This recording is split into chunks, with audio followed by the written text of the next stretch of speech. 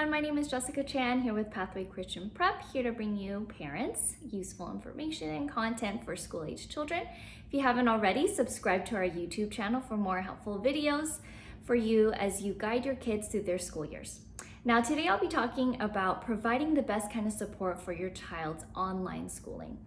Now you can head over to our blog, pathwaychristian.org/blog for a full read on this topic, or tune into the rest of this video to get a breakdown of 4 common challenges that parents face with online schooling and our best practices on how to help your child. Now let's get right into this topic. Online learning or distance learning has been widely experienced all across the United States this past year.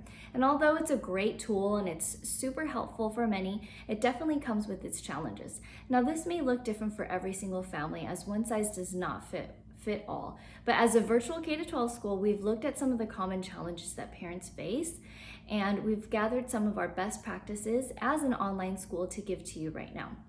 So the first challenge that we see parents facing with online schooling is, my school expects too much of me and I just can't keep up. Now there's a lot to digest when you're transitioning to online schooling, because parents have a little bit more responsibility at home and sometimes you're playing tech support as well, and this can feel very overwhelming. So our best practice suggestion here for parents is to strengthen your parent-school relationship. Now this starts with asking your teacher for help. So we encourage you to openly communicate and clarify any barriers that you may be having at home with your teachers. Because as you're doing online schooling at home, teachers are doing online teaching at home as well. So they're completely empathetic with any problems that you may be facing and any challenges that may come your way. So we just suggest that you just be very open and clarify what those barriers may be. Maybe you have internet issues or you have a busy schedule that requires some tweaking or some grace, or you just need a new computer and perhaps the school can provide a loaner computer for you. So keep up with your teachers because at the end of the day, they want to see their students succeed, so they're willing to help you where you're at. And believe it or not, you're not the only family that's going to be asking them for help or struggling with different things. So don't be afraid to open that line of communication. Now, the second challenge that we see a lot of parents facing with online schooling today is, my child is struggling to pay attention. Now, this is a problem that children will face whether they're in school or online. So how do we address that as parents at home? Our best practice here is to find out an effective learning time for your child's age.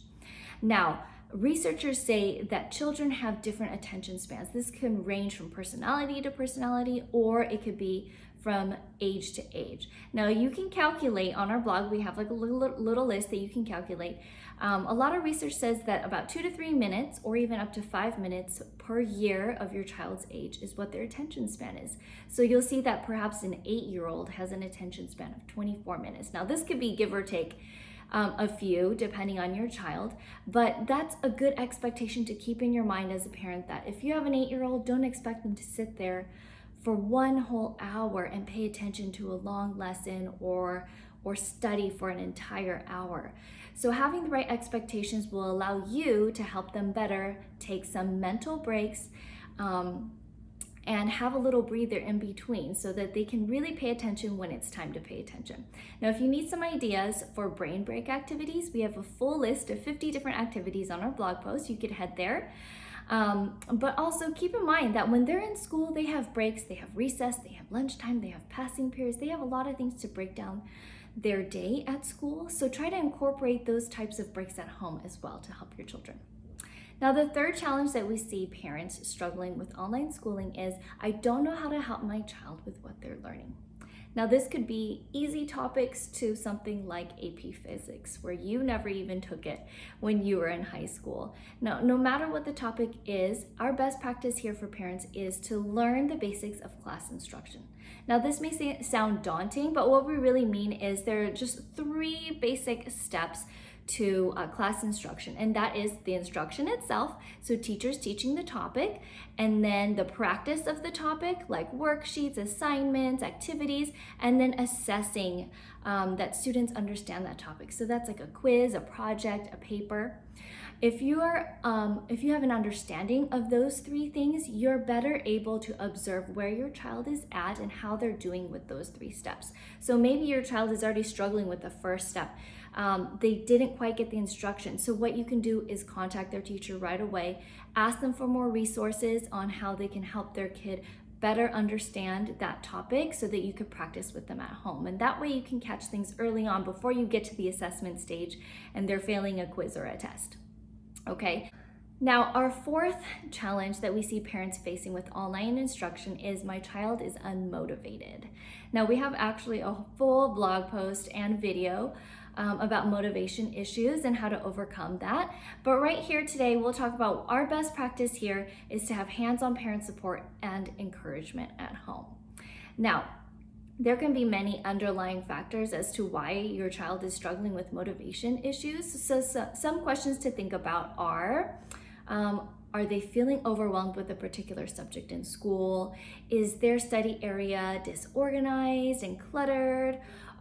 Do they have daily assignments written down in a planner or an organizer? Are they getting tired of their daily routine and they just need to switch things up? Or are they lacking encouragement at home? A lot of times students are going to have silent struggles that they don't talk about with their parents or with anyone else. And so it's really helpful here to be observant and available as a parent so that you can hone in on what exactly is causing their motivation issues. And once you do, you can work together and partner with your child to find a solution. If you're in need for hands-on strategies for overcoming motivation issues, we suggest that you go to our other video, Overcoming the Mid-Year Slump, for some ideas on how to handle that. Now, whether your online learning is a short-term solution or a long-term solution for you and your family, we hope that some of our best practices are helpful for you today and will better support you and your child's online learning. Thanks for tuning in today, and we hope that you found our video helpful. If you have any ideas, leave it in the comments below. If you liked our best practices, give us a like. Thanks for tuning in. We'll see you next time.